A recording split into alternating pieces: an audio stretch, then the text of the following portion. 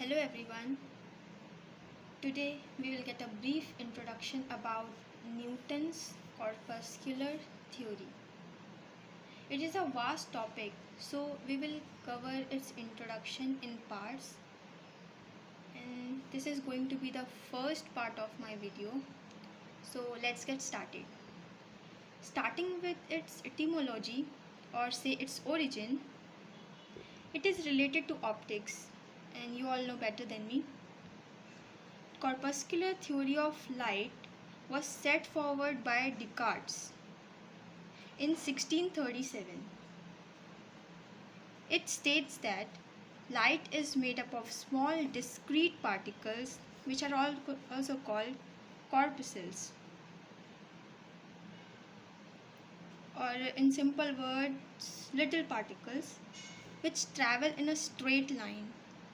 And we know that light always travels in a straight line with a finite velocity and possesses impetus. I am repeating it again. It states that light is made up of small discrete particles which travel in a straight line with a finite velocity and possesses impetus. Now, what is impetus? It's a new word for us. Actually, it is a whole topic in itself, but as far as I have searched about it, that what is the meaning of impetus through Google, I got to know that it is something related to Aristotelian physics.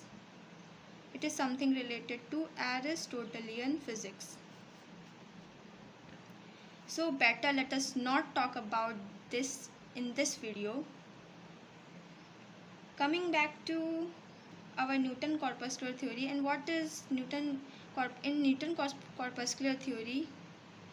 Impetus, only in simple words, is related to that it increases in the same ratio as the velocity. That is, we can say impetus directly proportional to velocity. Something similar to kinetic energy, na? But we know that kinetic energy is directly proportional to the square of velocity. So it is somewhat similar, not actually. So let's come to the Newton corpuscular theory back again.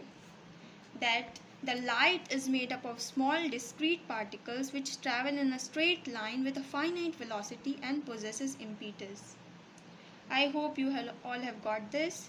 This is brief intro, rather say only statement of Newton corpuscular theory. Okay, then let's meet again with its second part. Thank you.